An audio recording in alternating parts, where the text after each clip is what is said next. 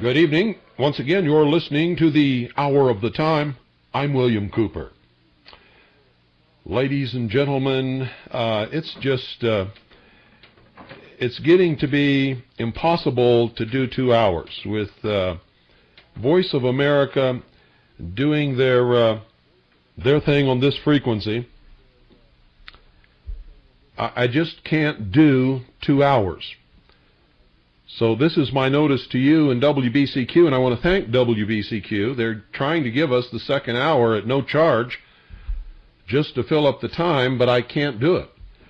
You have no conception what it takes to prepare for a radio broadcast and get halfway through it and find out that nobody's listening to the second half, or that nobody can hear you at all, or they can only hear snatches and bits and pieces. I can't do it, and I'm not going to do it. So tonight, the Hour of the Time is 1 hour. It will be 1 hour from now on until either Voice of America gets off that second hour, or maybe a slot opens up in front of us where we can slide back down and do 2 hours.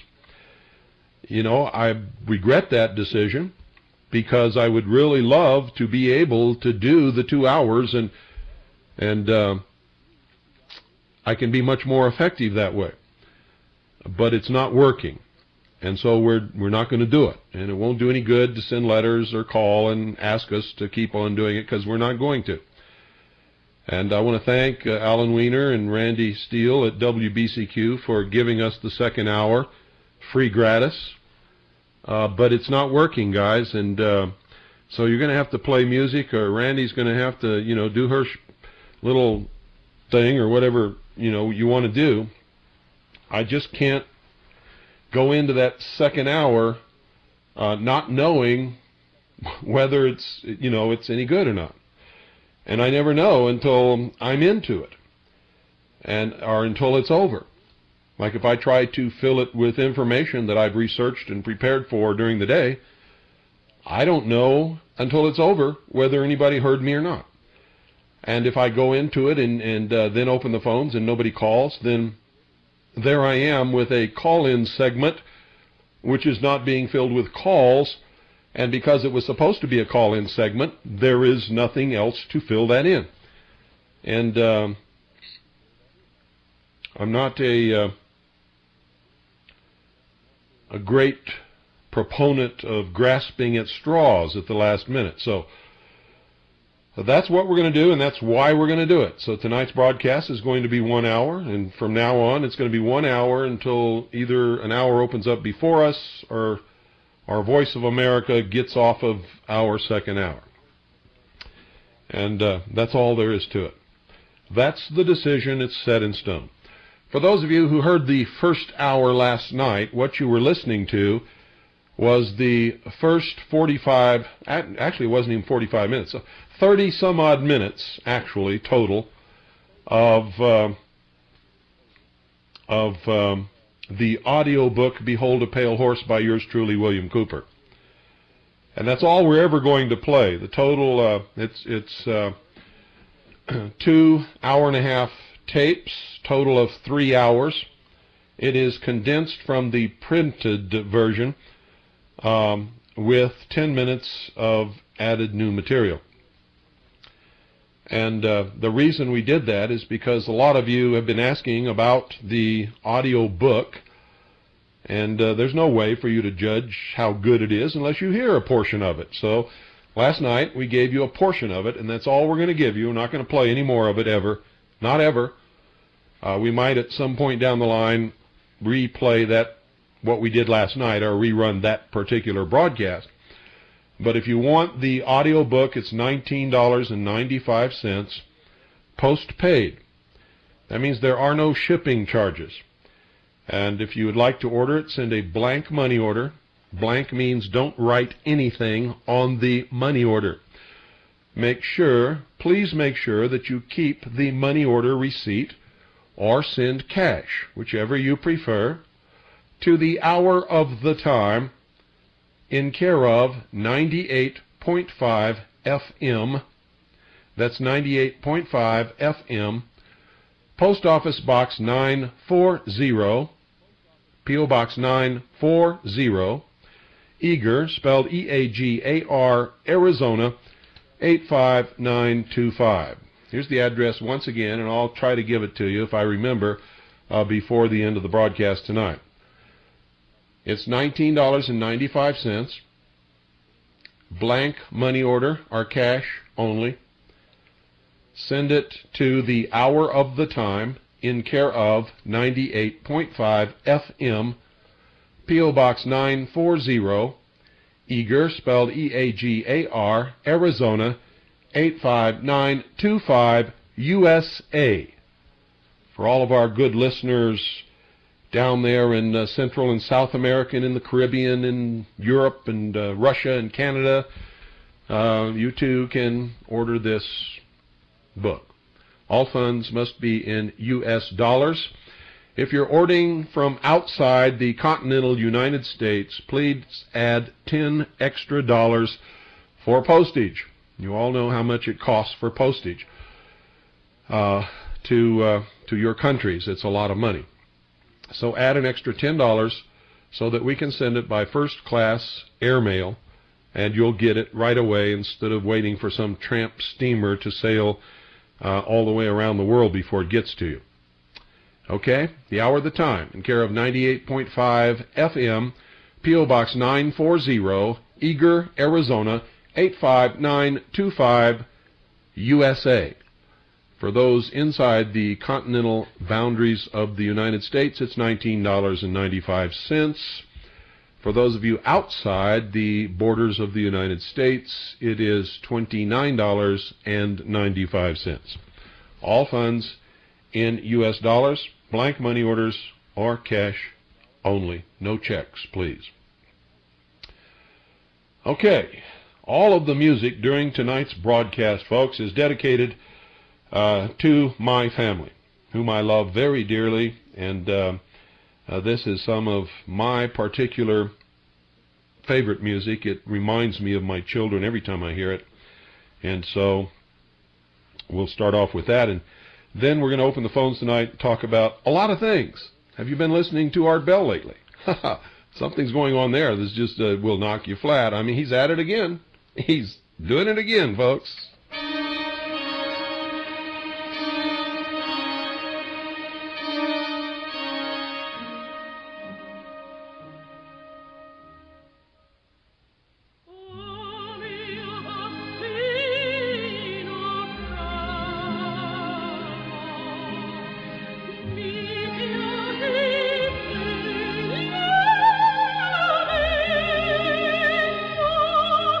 Oh,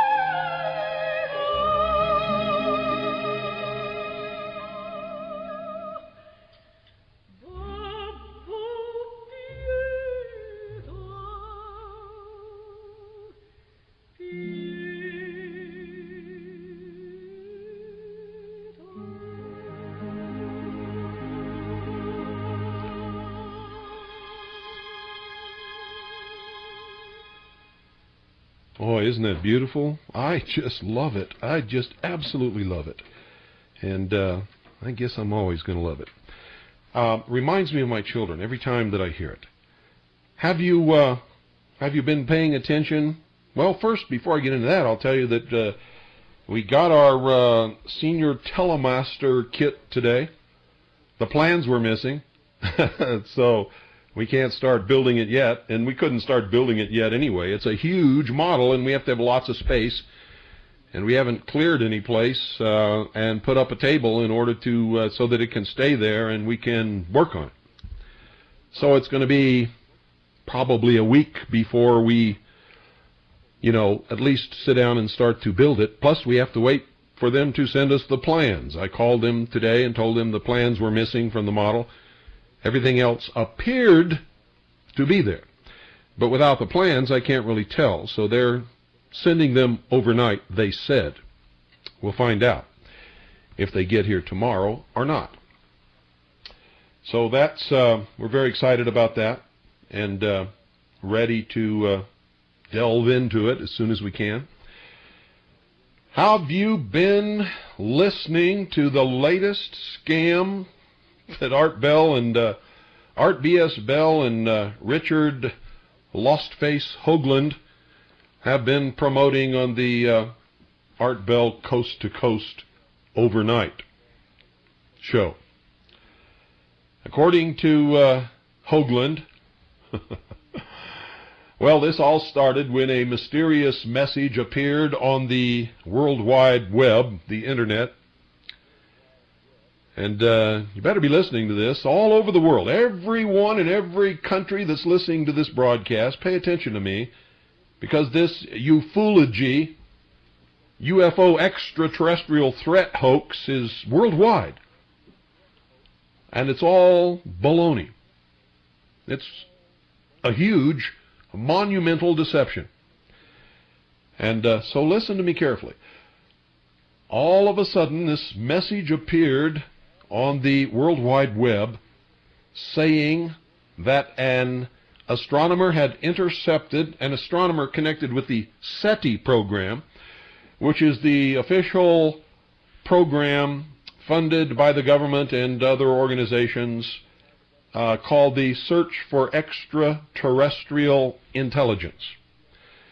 And the main method of searching for this so-called extraterrestrial intelligence is by listening to radio messages from space. Most of all, in fact, so far, that we know of or have ever received have been natural radio signals caused by natural physical phenomenon which occur in the universe.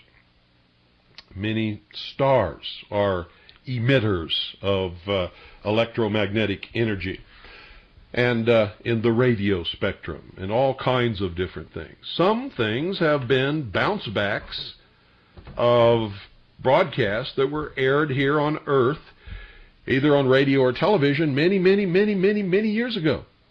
And they go out and they hit some planet or some star or something, I don't know what they hit, and they hit something and bounce back, and somebody receives an old broadcast that was originally aired in 1942 or something. That happens very rarely, but it has happened. Also, folks, this message from this so-called astronomer who was working in the SETI program, he claimed, had intercepted intelligent radio signals, in other words, from an intelligent extraterrestrial living society from the vicinity of a constellation, I should say, called EQ Pegasi, or the constellation of Pegasus, for those of you who don't know the astronomical terms. So, everybody in the world went absolutely crazy. All of the real astronomers and real members of SETI were bombarded with 50 million requests for information, which they had to say they didn't know anything about it. and declared it to be a hoax, officially. But Art Bell and Richard Hoagland apparently don't know that, or choose to ignore it. You see, I happen to know that they both know it all, and are intentionally ignoring it and milking the sheeple for all they can get. And I mean milking them, folks. This is another one of those things that's just incredible. Richard Hoagland claims that the original posting was in some kind of code, and he's deciphered it. Oh, yes. And there's some kind of project called Project Samson, which is to prepare for an extraterrestrial landing in my front yard on December the 7th, 1998. Northern Arizona, actually north of Phoenix, is what they're saying. And then somebody else came out and said, no, United Nations troops have invaded Arizona. They've surrounded. They're all around Casa Grande, which are some ruins of the ancient Anasazi Indian culture in southern Arizona, and that the landing is going to be there on December the 7th. It's all lies, ladies and gentlemen. All of it. Richard Hoagland's full of crap, and so's Art Bell. And so are all these other people who are hanging on to this and promoting it and believing it and passing it around and saying that it's true. And on December the 7th, I just know it. I can feel it in my bones. A whole herd of lunatic, escaped mental patients are going to invade Arizona around a specific mountain, which I will not name because everybody else is trying to name it and say that that's where it's going to occur. And it's not. Nothing is going to occur on December the 7th unless it's a war in the Middle East, as I warned you about. I told you war was imminent in the Middle East, and here it is. It's coming. And that's really what's happening. All of these sheeple are being turned away once again from what's real and what they should be watching and what they should be paying attention to. Number one, Arlen Specter, remember him? The man that was going to go after the militias after the Oklahoma City bombing of the Alfred P. Murrah Federal Building? The Marxist screwball that has somehow gets elected to United States Senator, and now he wants everybody to call off the impeachment proceedings against the president. He says it's because he wants the president to be tried after he leaves office and punished then. And we all know that if everybody forgets about it now, nothing's going to happen to Clinton when he leaves office, except Clinton's going to retire on a very huge paycheck, courtesy of all of the sheeple who can't find any law that says that they've got to file and pay income tax, but insist upon doing so anyway because they're all a pack of cowards, and Clinton's going to live very comfortably on the contributions of these wimps for the rest of his life, probably. And that's not even counting the contributions from his time as governor in the state of Arkansas and who knows what else. Hillary's parlay of $1,000 into $100,000 on the commodities market, et cetera, et cetera, et cetera. Payoffs by the communist Chinese and a lot of other things. And to even complicate things further and divert everyone's attention away from impeachment proceedings, Clinton's going to have a war in the Middle East. He's going to attack Iraq and become very presidential all of a sudden. How in the world did going to war become presidential? Killing American boys and girls now. How did that become presidential all of a sudden? You know, all Saddam Hussein wants is for them to leave him alone and lift the embargoes from his people who are suffering because of this. They have not found in almost 9 years now, since they've been inspecting every facility, every palace, every bathroom, every sewer in Iraq For weapons of mass destruction, they have found absolutely nothing. Nothing. Nothing. Because there's nothing there. Used to be, but there's not anymore. And what used to be there, we gave them. So how long are we going to punish the people of Iraq for something that they're not doing? Any of you know? I don't know. You see, it's all a scam, folks. They need a boogeyman to frighten the world. Oh, Iraq is going to mount an atomic attack on Israel, or France, or Germany, or the United States. How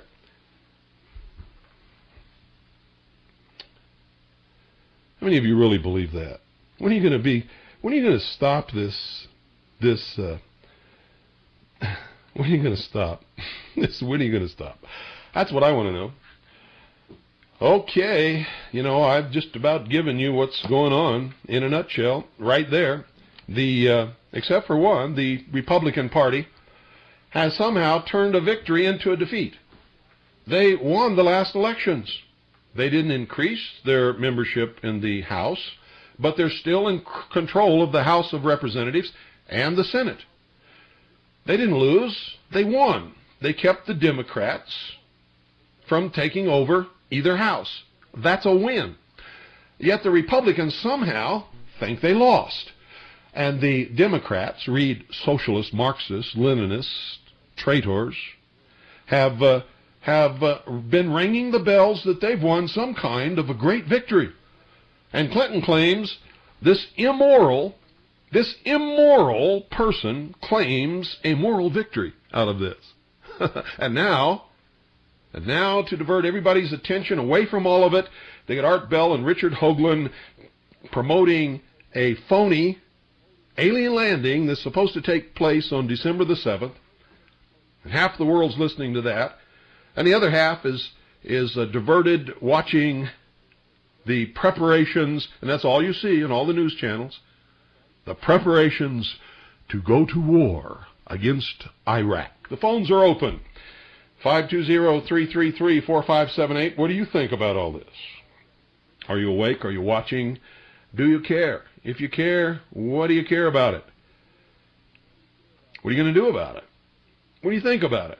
Has anybody ever called in to Art Bell and called him on this crap when it's happening? Besides the one guy who very bravely called in one night and challenged him on the sounds from hell recorded from a well in Siberia. This well was supposed to be so many miles deep that it's just beyond belief to even consider that they could dig a hole that deep, much less that they heard some sounds from hell and recorded it, and all of the little winged furry creatures flying out of this hole, and a lot of other things. So the number is 520-333-4578. The phones are open right now, and we need to hear from you. What do you think about all of this? What do you think is going to come out of it?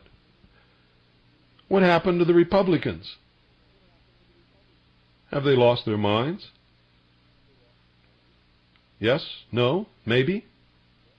Nothing? Well, how about if we ban bread? What do you think about that? Shall we ban bread, folks? Good evening. You're on the air. Yes, Bill.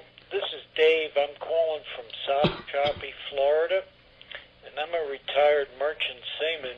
I retired 10 years ago, and I've been listening to you, and I think this garbage of us using converted Sealand ships, SL7s, every time they have a little problem over there, which are very expensive to run, and launching these cruise missiles that were never meant to carry conventional explosives, is just a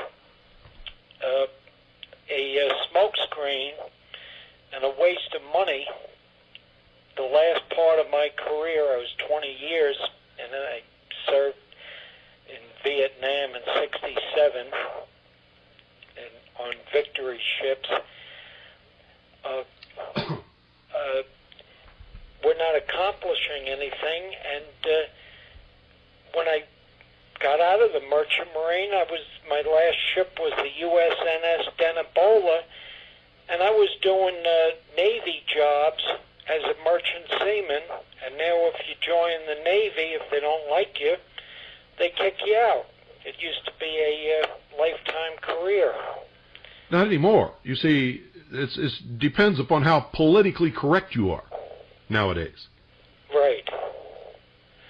It's all political now, all of it. It's all political, and I was a member of the Seafarers International Union, and I retired disabled, and they've cut the crews down from 42 men to 21 men, and they're not paying them anything, and you're using civilians in Navy positions, and it's a waste of money. If you're going to launch a cruise missile, or if you want to nail this guy for some reason, I understand you have clean nuclear weapons, and I'm sure we could knock him out. They don't want to knock him out. No, Then they don't have. Then they lose their boogeyman. You see, they must have a boogeyman. Right, and people don't realize the waste of money that I have seen sailing on government ships that were merchant ships. I sailed Operation Cold Winter up in Norway, playing games with tanks and Marines, and we're not accomplishing anything. And a merchant seaman is a civilian, and now we're not even that. We're not under the Admiralty law we used to be, and we don't have veteran status for the damage we received in Vietnam, and that's the situation. And I think you're doing a great job, Bill. And by the way, down here, 25 miles south of Tallahassee, I was copying you after you signed off. You were copying me after I signed off? Yes, when they played that weird music. Oh, you mean when WBCQ Right. was playing some weird music? Okay. Yep. And I think you're doing a good job, and God bless you. Well, thank you very much. Let me comment on a couple of things that you said. The reason they're doing what they're doing is and spending so much money is because it becomes a substitute for a welfare program.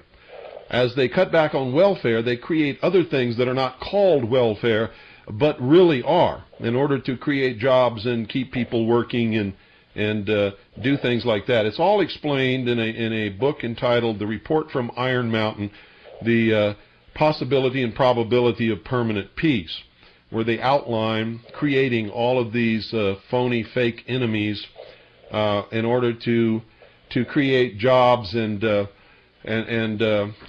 create cohesion and devote the public's attention to something other than what's really going on, including tremendously wasteful space programs and artificial alien threats and boogeymen in the Middle East and all of these kinds of things. Cruise missiles, do you have any idea what a cruise missile costs just to build it? I would say it would be something like a twin-engine jet airliner. Well, it costs several $1 million, a whole bunch of money, to send a cruise missile that costs millions of dollars and was originally intended to carry an atomic warhead, carrying a conventional high explosive in its nose, just to blow up a building, is the most incredible waste of military hardware and government funds that I've ever seen in my entire life. It would be the equivalent of us when we were in Vietnam. Every time we shot a bullet, it cost $1 million, and that's what they're doing, and they're doing it intentionally to waste money. Right. That's the whole purpose of it. I've got just a brief question. When I was employed in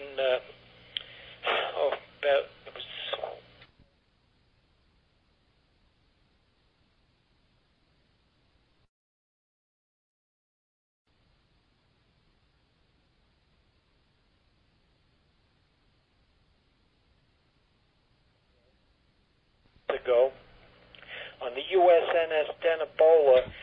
It was in Bayonne, New Jersey. Yeah, that's Denebola, by the way. It's the name of a star. A navigational star. Yeah. That's correct. That was my primary rate in the Navy. That's the only reason I know it. Yeah. I sailed AB and also a ham operator. But they were using contractors, and to paint our ship, we had a skeleton crew. I was on it 6 months. We stayed at the dock, and I was talking to a few of these workers, and they're on a U.S. Navy base, and one guy was from behind the Iron Curtain, I believe it was Yugoslavia, and he was over here on a green card.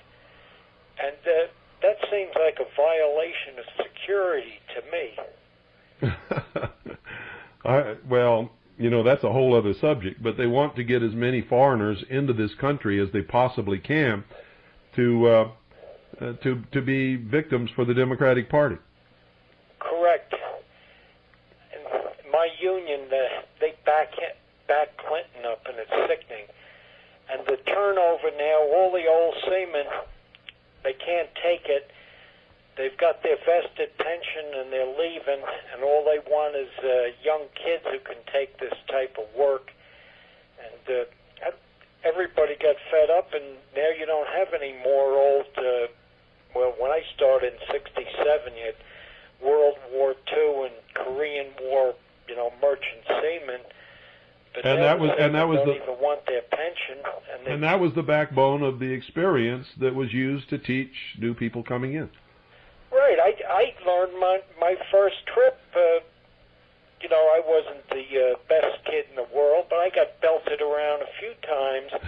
I wised off with old seamen, you know, relieve the guy on lookout late, smack, you know, if you talk back to him. Yeah, rocks and shoals, we called it. Right, and by the time I celebrated my 18th birthday in Da Nang, and by the time I got back, I was a good merchant seaman. No hard feelings, and we were all friends. Well, it's good talking to you, Bill, and think about staying on the air, because... Oh, I'm not planning on getting off the air. I just have to cut back to an hour. Yeah, that Voice of America, that... I can't spend all day preparing for a broadcast that people can only hear half of. I mean, that's a total waste of everything that I do. I can't do it. Maybe if people drop you a note and give you a reception report, you can get a better idea. No, you see, there has never been a time in history, unless people absolutely could not hear this broadcast, that people don't call when I open the phones. So if I open the phones and nobody calls, I know nobody can hear this broadcast. Right. And that's what I did last night. I opened the phones about quarter after the hour, quarter after 10 o'clock Eastern time, and no phones, no calls, no nothing. Right. And so I just, shut her down and went off to be with my family. Yeah. I don't think the And I've always done that. I mean, if I open the phones and nobody calls, and that's what I've allotted that portion of the program to, if nobody calls, I shut it down and go about my business. Right. I was on 20 meters a couple of months ago, and a few hams were talking. They were worried about the collapse.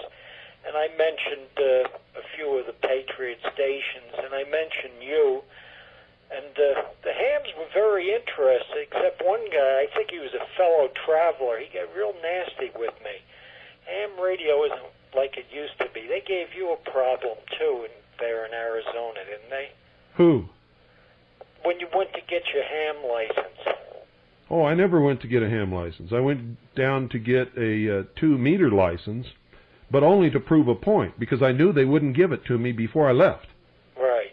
I knew that. I told everybody they're not going to give me a 2-meter license. They won't even let me take the test. Right. And so I went down there, and I went in, and I, fulfilled all the requirements and everything. They would not let me take the test.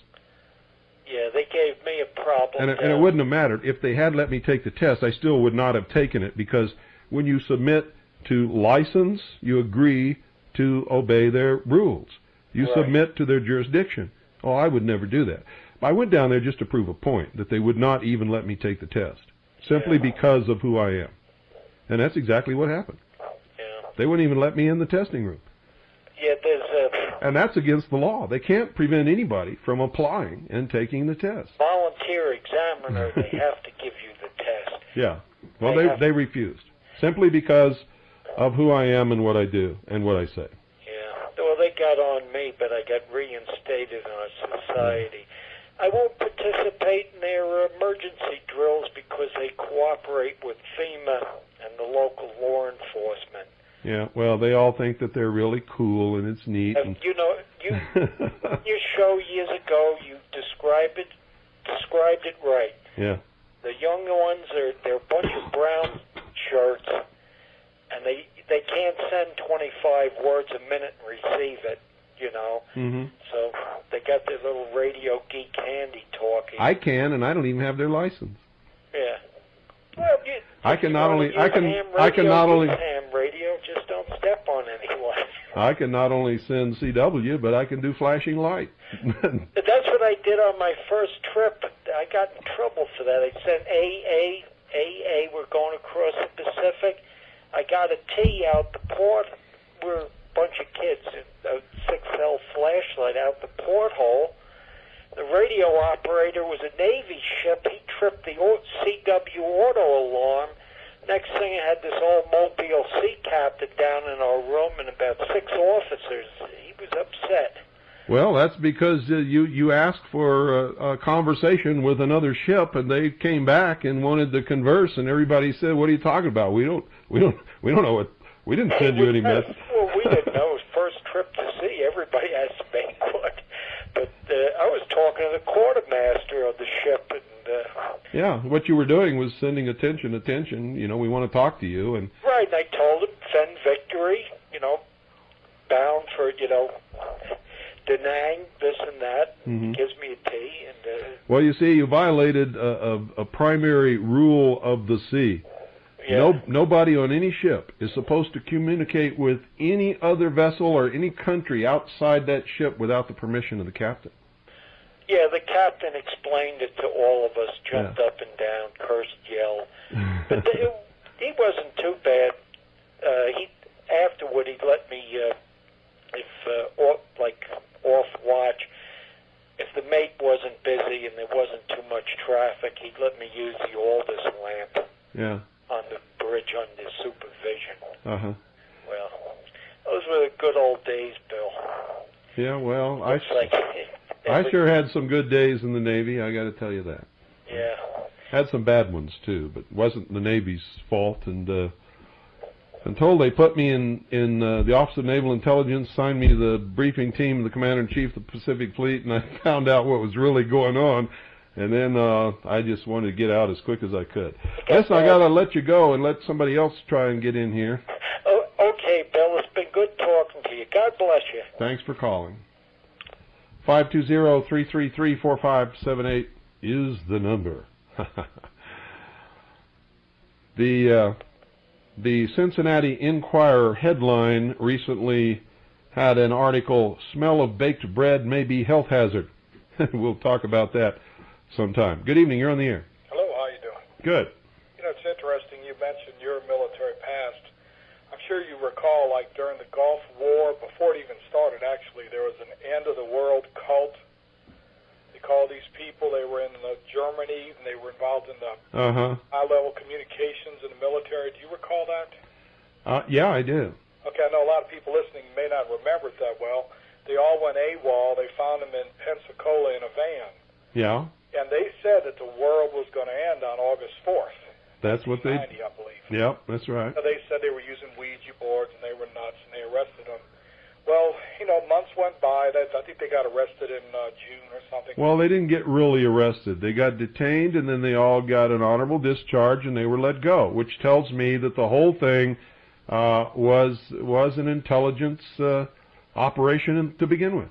Well, what was interesting, when the Gulf War started, the day rang a bell to me. So I went down to the library and got out all the newspapers from months before, found the article about them, And the day that they said the world was going to end was the same day the Gulf War started. That's exactly right. And I never heard anybody say it anywhere at the time. I couldn't pick you up on a shortwave. And, there it was right there. These people, 6 months before it happened, knew the exact day of the event. Yeah, it was a military intelligence operation to create millennium fever, and I'm sure that it did. You mentioned millennium fever. What do you think of this Y2K? Just propaganda? Well, I've said it 100 million times. The next time somebody asks me, my answer is not going to change. It's a scam. Well, see, I haven't picked you up on radio in a long time, so I really haven't kept up with what you're...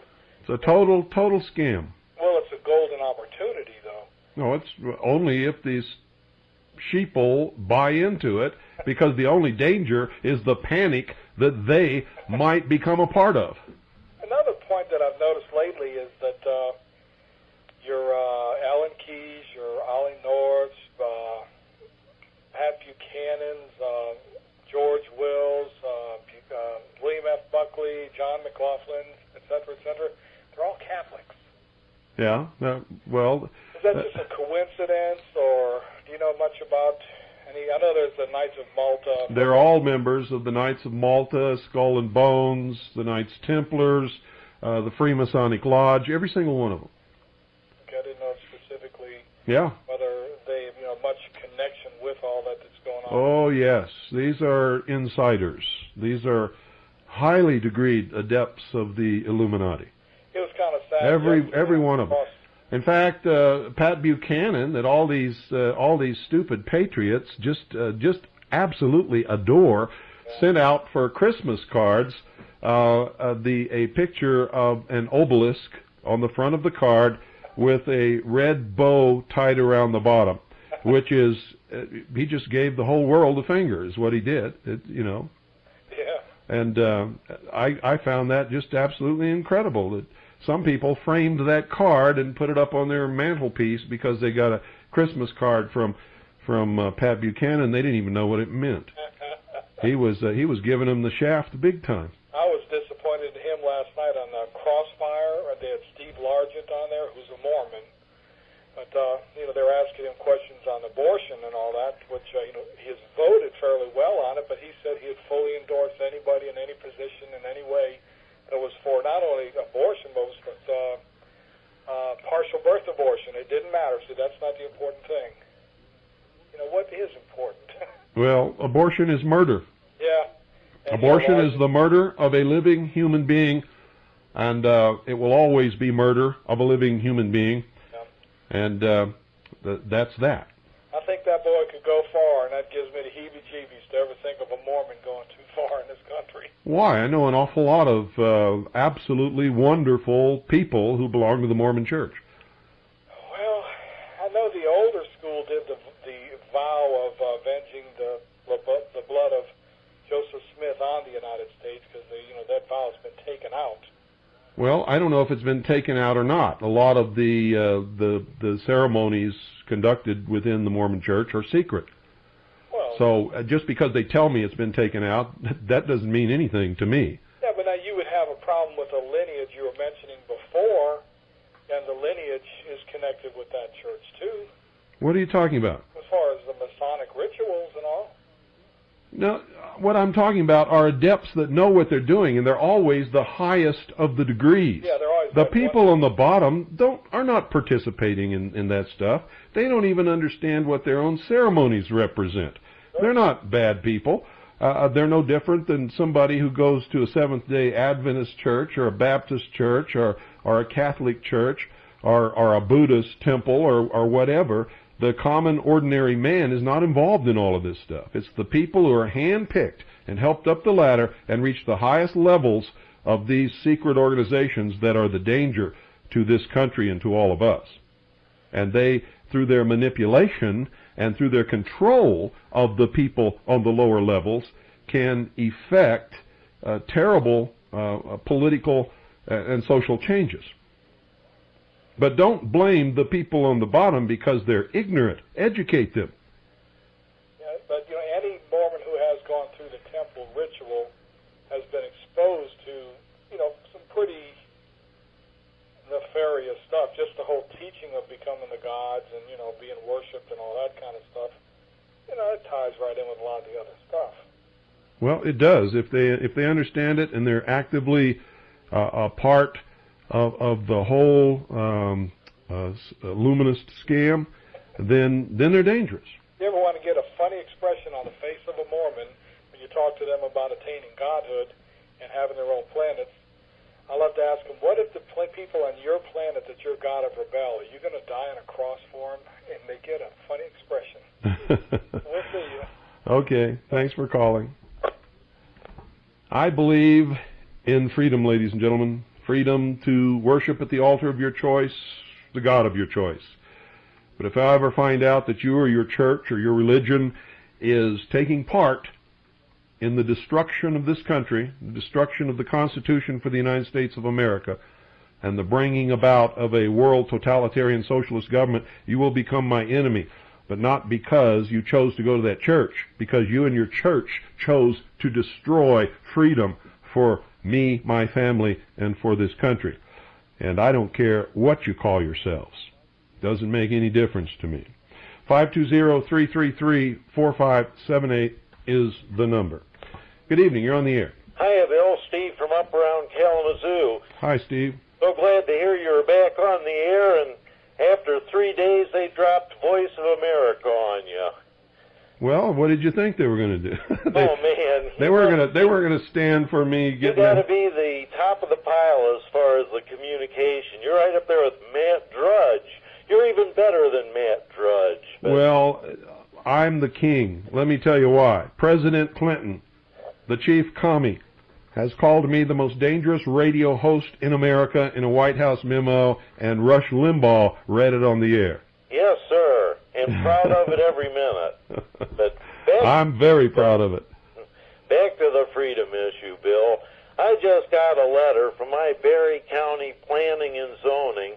I'm a car collector, and I live in the most remote area that you can get in southwest Michigan.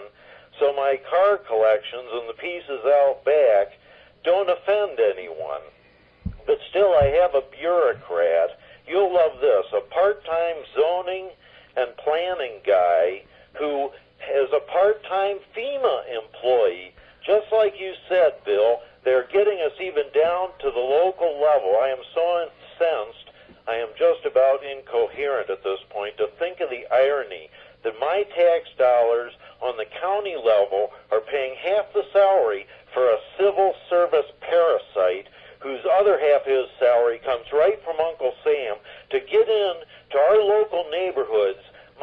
So far out in the sticks, it's pathetic to have a FEMA guy come here and complain about my vehicle collection and my Robbirds out back, because that's the only efficient way you can do it. I collect 53 Dodge military trucks, Bill, M37s. I bet you have had a few rides in one of those things, the old Dodges. Yeah, but I'll tell you right now, that's your problem. You're collecting military trucks in a state known for a strong militia. Right, and I've had black helicopters over here before there was even a militia because I do collect military vehicles. But even my collection of now of relatively civilized, 1980s AMC Eagles, they're coming or sending a FEMA guy around here. Like I'm supposed to go down and buy or lease, better yet, a fresh vehicles to keep their entire, as you so succinctly put it, money chain as far as all these people in their pigeonholes living off us.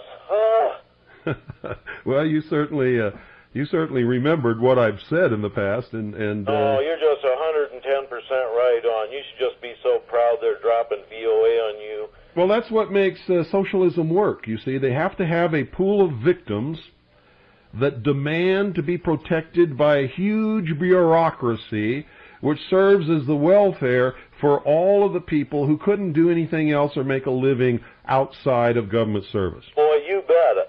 And they collect 2 and 3 times pensions, too, by being selectively jumped by agencies or organizations.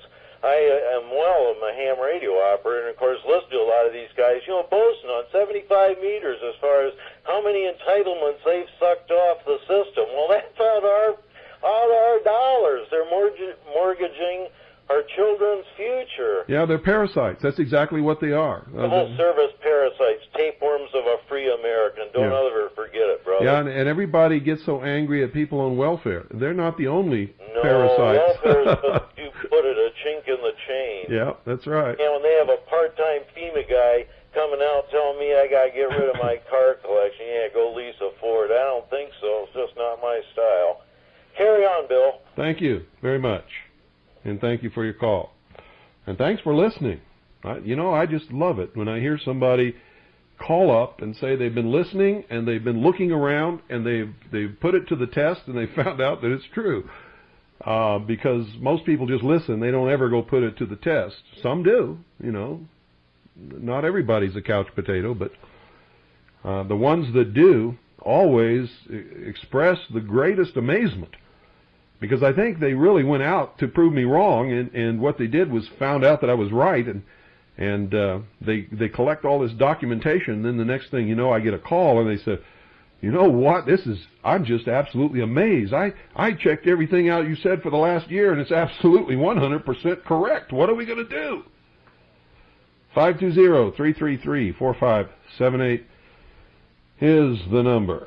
You know what the danger of baked bread is, ladies and gentlemen? This article in the Cincinnati Enquirer read, "Smell of baked bread may be health hazard." And then it went on to describe the dangers of the smell of baking bread. And the main danger? Guess what, folks? It's that the organic components of this aroma, they claim, breaks down ozone. And I'm not making this up. Isn't that incredible? Breaks down ozone. Well, most bakeries are in big cities. And most big cities have a program where they spend many millions of dollars every year to destroy ozone because they call it a pollutant. Did you know that? Good evening. You're on the air. Hey, Bill. This is Blair Ingram in North Carolina. Hi, Blair. I want to thank you for what you're doing. I've got your... let me cut my radio down. I've got your Mystery Babylon series and have found it to be extremely valuable. You did one show, maybe 2 years ago about the Baha'i faith. Uh-huh. And you might want to include that. That was very, very important. Well, we've done a lot of broadcasts that we could very easily add to the Mystery Babylon series, but when do you stop, and when does it become too expensive for someone to purchase? So, That's a good point. Very good point. We can't just keep adding to it, because it'll reach a point where, only millionaires will be able to buy the set. That's true. How did you guys get through Oklahoma Day 1 without crying your eyes out? Well, I didn't. I cried my eyes out the very first time I laid eyes on the manuscript. When Michelle first sent me the first few chapters that she had done, I started reading it, and I got this incredibly empty feeling inside my chest, and the tears just started pouring out. I cried for a week. Yeah, it's an incredibly emotional book to read, especially because you can't refute any of the facts that are in it, because everything is so well documented. Yeah. I mean, we did a tremendous investigation, and Michelle, as the leader of that investigation and the person who ultimately wrote the book, did an outstanding, an incredible job. Yeah, she most certainly did. I actually could not get past the first chapter. Actually, I couldn't even get through the first chapter. Yeah. It just devastated me. Well, the book, people are scared to death of it. They will not put it in bookstores anywhere. They will not even put it on the shelf. In bookstores that have books that they couldn't possibly sell in a million years, they won't even take a copy on consignment to put on the shelf. Yeah, I can imagine. That was one horrible thing. Okay, just wanted to give you a call and thank you for what you're doing. And hopefully you can get the second hour back. I know you don't want to hear that, Because you've already told us what you're going to do, and you've never once gone back on your word in the past, I think, 5 years that I've been listening to you. Well, we just have to do this. I mean, if they get off the air and open it up for us, then they're not going to do that. They're not going to do that. Well, I don't think they're going to do it either. It's an arm of government that absolutely cannot stand for the people to hear the truth that's put out on this broadcast. And that's exactly why they're doing it. And it's not just this broadcast, by the way. On other frequencies, they are now jamming other Patriot broadcasts on other shortwave radio stations. It is an intentional counterintelligence operation against those of us who are telling the truth to the world. Yeah. They are scared of the truth. Scared to death. That's what makes me the most dangerous radio host in America. What you said, you can have a pile of lies going from the earth to the moon, put one piece of truth in it, and it all comes tumbling down. That's exactly correct. Thank you, Bill. You're welcome. Have a good night. Thank you for calling. By the way, the Mystery Babylon series that he mentioned, everybody who gets that or who listened to it on the air and got their education listening to it on the air, whether they purchased the tapes or not, is not fooled by all these baloney lies that they hear from Art Bell and Richard Hoaxland and a lot of other these people who try to denote wrong meanings to the symbology of the mysteries. Like just recently, Richard Hoaxland said the black circle with a triangle in it is the symbol for ISIS.